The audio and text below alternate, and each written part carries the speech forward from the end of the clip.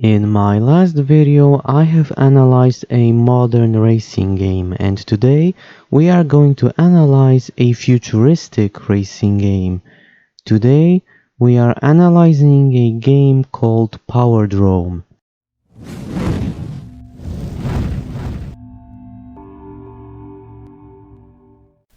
Hi everyone, as always Patrick here.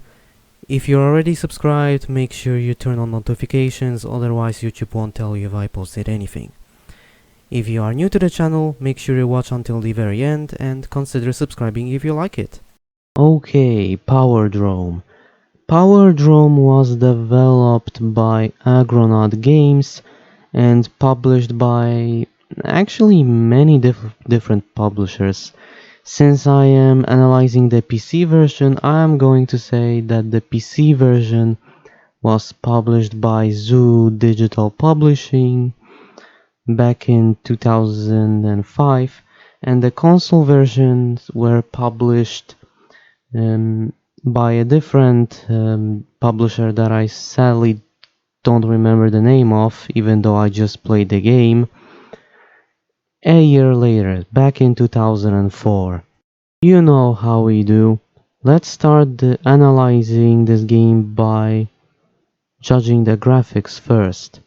For a game released in 2004, the graphics are good. They are not amazing, but they get the job done. The textures are decent, the art style is decent, it's going for that futuristic look as you can tell. And basically, a lot of things about the game's graphics are decent. Like I said, they're not amazing, but they're good enough for what the developers were trying to do. I do have one major complaint about the graphics though. There's so much bloom. Honestly, the bloom in this game hurts my eyes. I really can't look at this. Yeah, this is one of those games. This game screams being ported to PC from the consoles, and it shows. The bloom in this game and other special effects for that matter are basically here to hide all the bad textures and other bad qualities about the graphics. But to be honest, even if you remove the bloom, it's not a bad looking game. I mean, seriously, you can turn the blue, you can turn all those effects off and then the game will still look good. Except you can't turn off the bloom or any special effects in the options, but more on that later. The funniest thing about this is, even if you don't want to remove the bloom or those special effects, the game, those effects still don't hide some of the bad qualities. Like for example, the tree lines are basically just textures, and they look like they were made with they look like cardboard cutouts. Sorry for stuttering there. But still, the game doesn't look bad. It looks good. It's not amazing, but it's not bad. To prove my point, I'm going to compare this game to other games that also came out in 2004. Racing games, of course. Flat Out, Burnout Free Takedown, Colin McRae Rally 2005, Need for Speed Underground 2, Street Racing Syndicate, Richard Burns Rally, and of course my favorite game of all time, Expand Rally. Honestly, 2004 had a lot of racing games, so I've definitely missed a lot of them. So if you also have a game that I can compare from 2004, let me know in the comments down below. Anyway, if you compare the graphics of Powerdrome to all of those other games I've mentioned just a few seconds ago, Powerdrome looks slightly above average. However, while the graphics are slightly above average, the options menu is way below average. As you would expect, there is an options menu in this game, but you can't really change a lot. For starters, this is one of those games that doesn't have its own page on the PC Gaming Wiki, so if you want to find out how to fix some things, you won't be able to find anything at all. Speaking of which, I hope that someone from the PC Gaming Wiki is watching this video, and that person will hopefully make a page about this game one day. Who knows? Maybe one day. Because the PC release is based on the console releases, there are a lot of problems. I mean, sure, the game does support widescreen resolutions and there are some graphical options you can mess around with, like, for example, anti-aliasing, but a lot of things are missing. Here's what I've noticed. There's no VSync, there's no anisotropic filtering, and I'm also not sure if you can use multi-monitors for this. I don't have more than one I only have one monitor. I mean technically I have two, but the second one is a backup one just in case my main one breaks. There's no HDR from what I've noticed, but to be honest, I don't really care about the HDR, so this is fine. But here comes the biggest problem. There's no FOV slider. And like I've said before, since no one made a page about this game on the PC Gaming Wiki, you don't know, actually no one knows how to fix any problems with the game. The FPS in this game is handled weirdly, to say the least. From what I've noticed, the menus are capped at 60 FPS, but the game itself doesn't seem to have an FPS cap. I mean, because I was recording, I was averaging like 500 FPS. Well, actually, I did get 500 FPS during the game, but I'm pretty sure if the game didn't have an FPS cap, I would get way more FPS than I got during the game. Like I've said before, the biggest amount of FPS I got was like 500. I mean, at least the gameplay is smooth, but I don't understand why the menus are capped at 60 FPS. Things like these are things that I will never understand. Also, I'm pretty sure if I didn't record this game and I just played the game on my own, I will probably get even more FPS, maybe something like 600 or even 700. But to be honest, 500 FPS is still good. The FPS doesn't break the physics, so it's all good.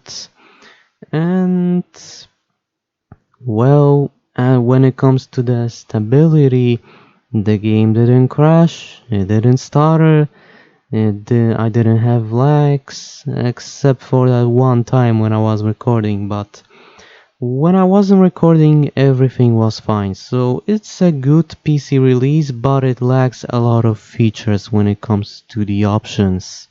Now it's time to talk about the story.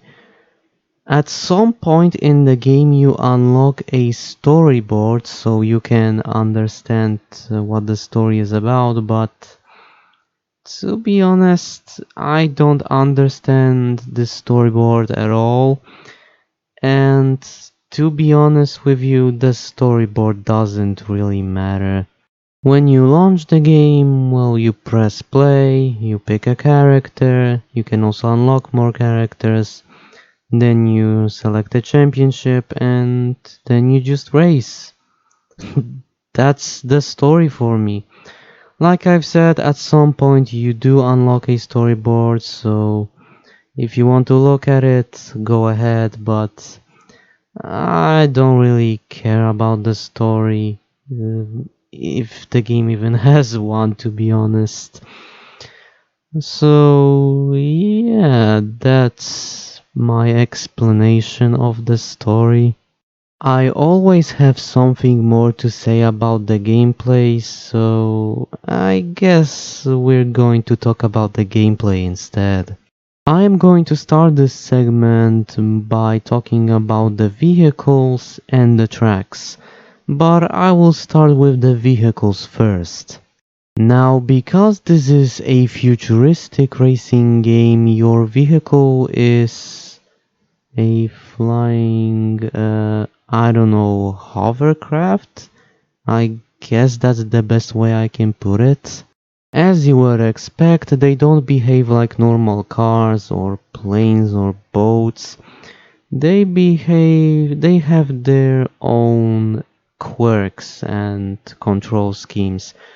I want to say that I've completed this entire game using the one and the same vehicle here. Now that I think about it, maybe I should have used other vehicles as well as opposed to one, because now I can't really compare other vehicles.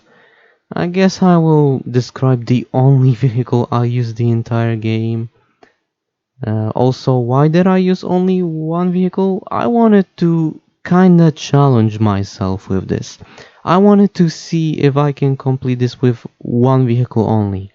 And it turns out you can. And I did it. And that's all you need to know about me choosing one vehicle. Anyways, that one vehicle that I used for the entire game is good. It's good. It's not amazing, it's not bad, but it's good. Just good. It has a good top speed, it has a good acceleration. The turning is a bit how can I describe this? The handling and the turning is a bit too precise. All you have to do is to tap the turn left or right arrow key slightly, and you will do a 90-degree turn pretty quickly. Or should I say almost 90-degree turn, as you can see in the footage right now. The only complaint I can think about when describing this vehicle is the turning. Sometimes it feels fine, sometimes it feels a bit too precise. Thankfully, this vehicle that I was using was optimal for almost every track.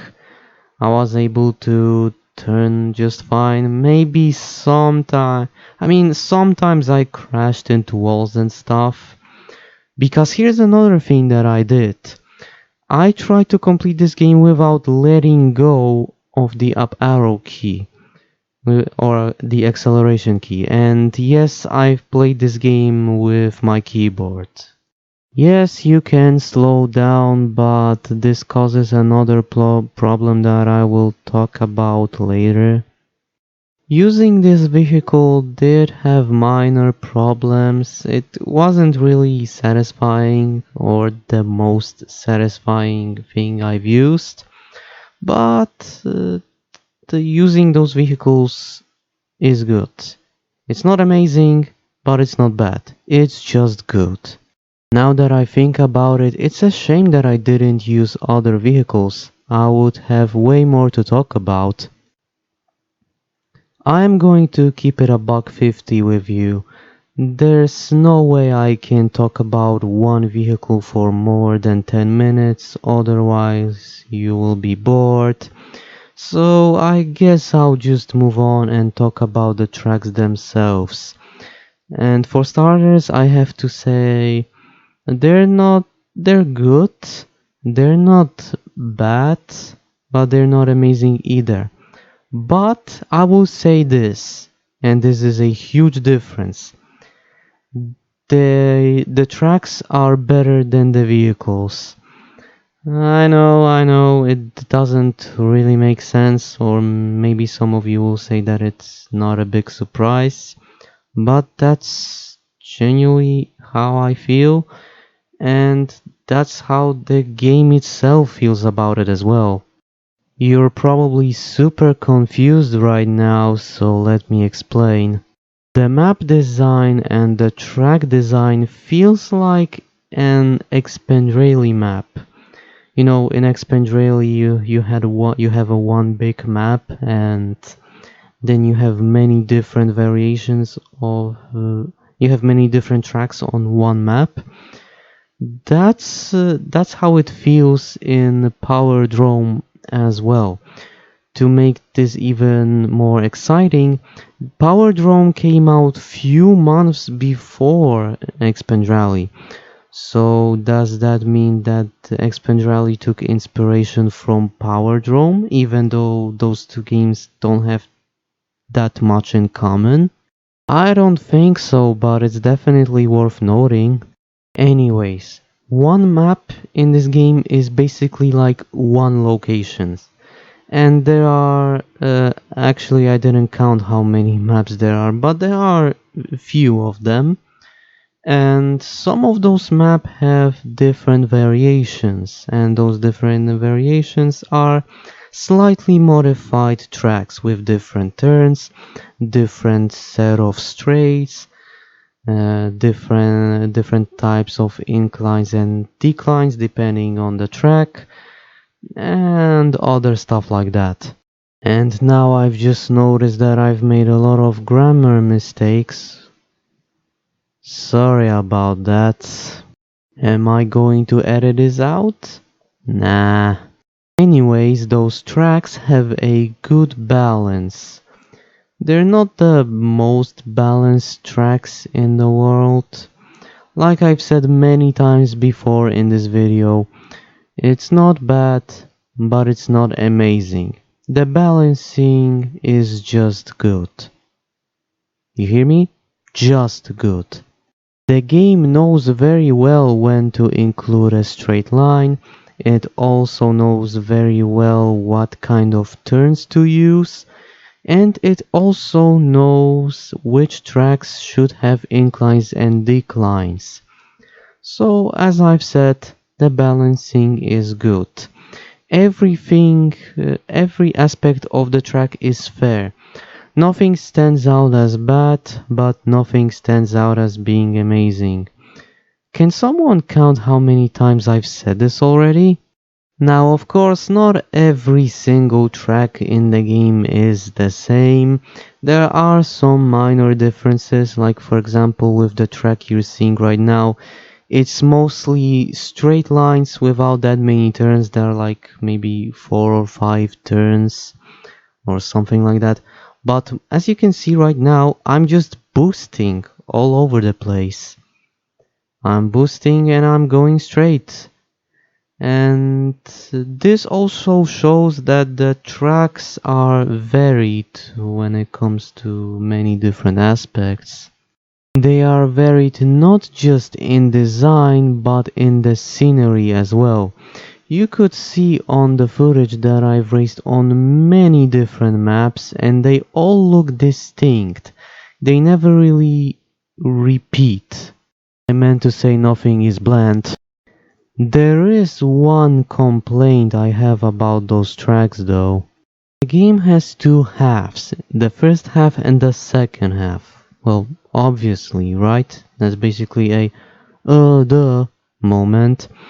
But hear me out. In the second half, the tracks are becoming very repetitive. You have this feeling that you have raced on this track before, even though they are completely new tracks. To be fair though, other games like Expand Rally did this as well, but Expand Rally had a much bigger variety when it comes to the tracks. In Expand Rally, the tracks never felt that repetitive. I mean, sure, some of them were repetitive, but they were not as repetitive as they are in the second half of Powerdrome. Which brings us to another complaint, the track variety. What do I mean by that?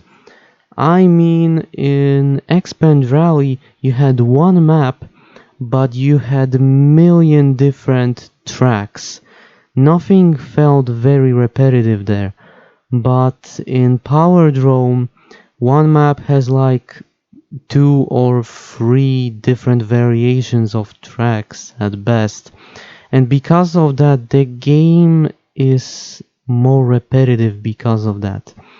But like I've said before, this is pretty much the only complaint about the tracks that I have. So it's not the worst thing you can do, but you will notice the lack of variety pretty quickly. Now let's talk about the competitions. There are 5 different types of competitions. You have a single race, you have you have mini championships, you have a time trial, just beat your best, beat the time kind of time trial.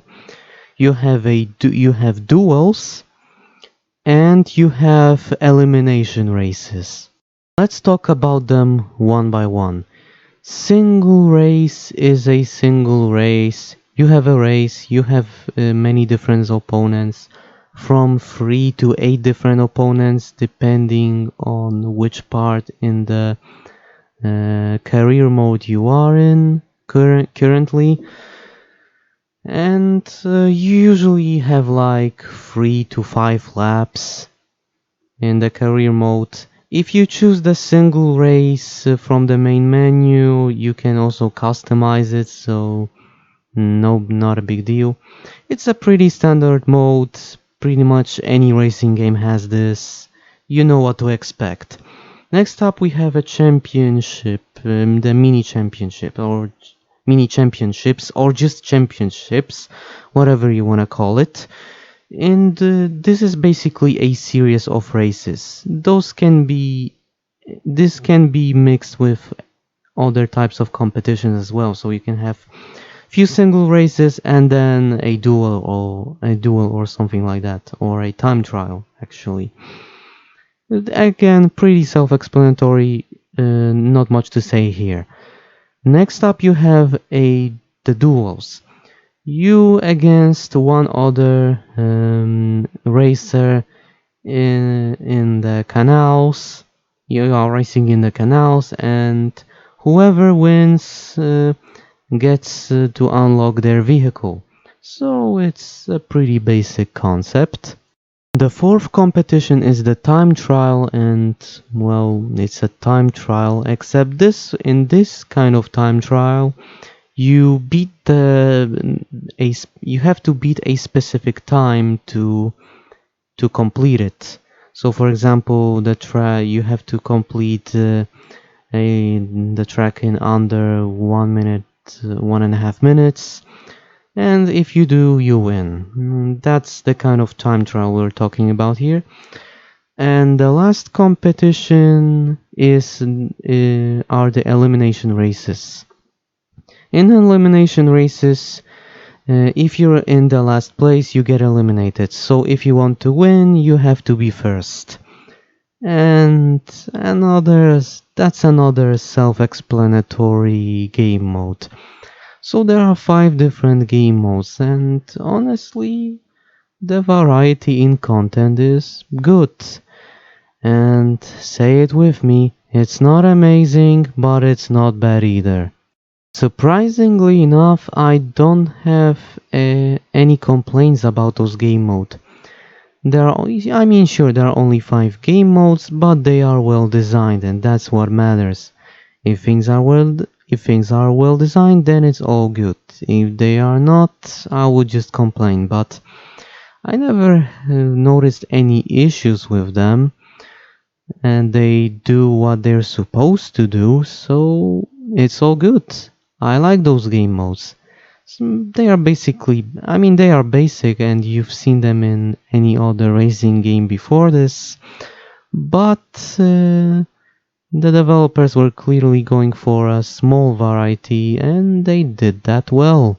Now I am also going to talk about 2 minor mechanics, that is, those mechanics being the boost mechanic and the damage mechanic. Let's talk about the boost mechanic first because it's more interesting. Once you reach a certain speed, you gain boost. It's a chargeable boost. Just keep up the speed you currently have for a few seconds and you get one block of boost. Because I've only used one vehicle, the one I had has 3 blocks of boost at max. So if you keep up the speed for long enough, you will eventually get all 3 blocks of boost. Once you press the boost button, or in my case the boost key, the game will use one boost block and it speeds you up, obviously. For 50, it speeds you up by 50 something. I actually don't know if those are kilometers per hour or miles per hour. I have no idea. Now let's talk about the damage mechanic. Under those blocks of boost, you get a damage bar. You can damage your vehicle if you crash into something or into someone.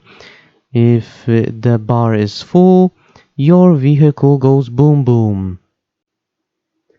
Self-explanatory stuff, right?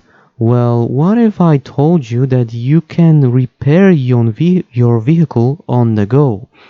That's right. There are no pit stops or anything. You just press a key or you just press a repair key or a repair button, and then your vehicle is repaired. But it's not repaired fully. It only repairs about 50 to 75% of your vehicle.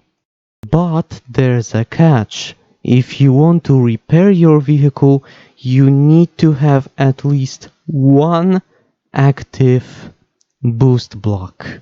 Also, even if you press the repair key or button, your vehicle slows down for a second or two, and in that time your opponents can overtake you, so keep that in mind. Now I have told you everything you need to know about the gameplay, but now it's time for the bad stuff, or the negative aspects of the game. Here's the first one. This game is an abandonware. You can't buy it on any digital stores. You can't get it on Steam, you can't get it on GOG, you can't get it on Ubisoft Connect or Uplay, you can get it on Origin, you can get it on this Bethesda one that I don't know the name of. You can't get it anywhere. And you also can't find it anywhere on the internet. So the only way you can play this game is to get yourself a physical copy. Unfortunately, physical copies are an outdated way of playing games nowadays.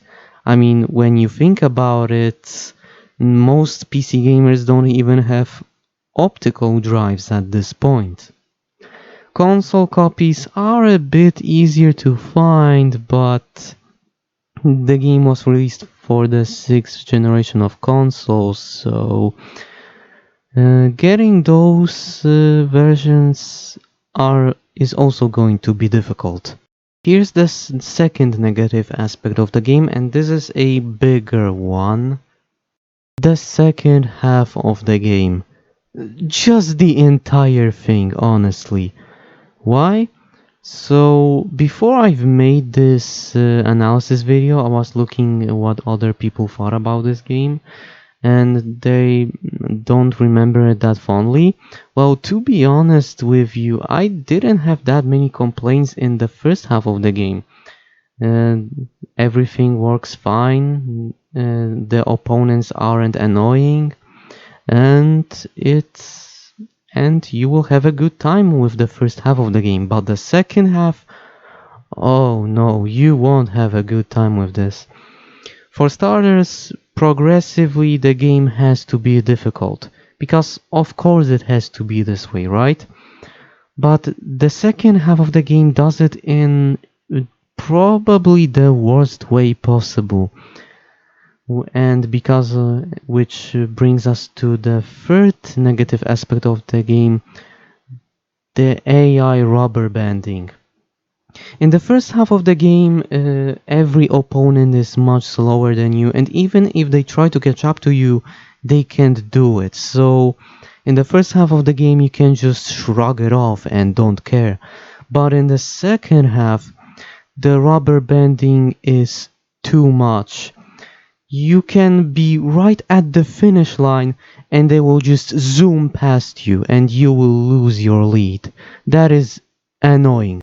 Even if you do complete the stages in the second half of the game in first place, the time difference between your opponents is so small. It's like you can have like a millisecond of advantage. So because of that, you have to try really hard to complete those stages on the first place. In first place, I mean.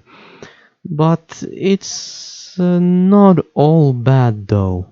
Some stages let you complete the race even if you are third, but for some you have to be first. It's pretty inconsistent. But what about the it's not all bad though? Well, the difficulty is also inconsistent. Sometimes you can win without any problems, but sometimes you can fail spectacularly. Now, of course, you can repeat the stage if you fail, but you know, that takes more time to complete the game. Now, it didn't add too much time when it comes to the game completion. I didn't fail that many times. I remember my worst attempts, well, even if I failed spectacularly, I completed the same race on my second or third try, but that still doesn't change the fact that the difficulty and a lot of things are inconsistent here. The last negative aspect of the game are the rewards. Some of them are useful, like new vehicles, but most of them are pretty lackluster. I mean, a storyboard, concept art, and other stuff like that. It is interesting, but it doesn't add anything to the game when you think about it. So, why even bother putting it there? In conclusion, say it with me for the last time. Powerdrome is a good game. It's not amazing, but it's not bad either. Sadly, even though I was positive when it comes to this game, I mean, I had positive reactions, I have positive opinions, I can't recommend this game. But not because of all the bad stuff I said earlier. No, the game is good, but it's because of its accessibility, or should I say the non-existent accessibility. Like I've said before, the game is an abandonware, you can get it anywhere. Console copies are easier to find, but they're still pretty hard to find. I don't know, if you want to go through that, through all of this madness just to get the game, go for it. I'm not going to stop you, but man, I wish the game was more accessible. Then I would say that I can recommend this game, but because of its accessibility, I can't recommend it. If you actually somehow manage to find a copy or some other way to get the game, I mean, you're probably going to have fun, but don't expect much. It's just a game. It's pretty much a basic racing game that you've seen a lot of times before. It does have few interesting things, but still, if you want to risk everything just to get this game, go for it, but I wouldn't recommend that if I were you. But that pretty much sums up everything I wanted to say in this analysis video. Thank you for watching, and I'll see you next time.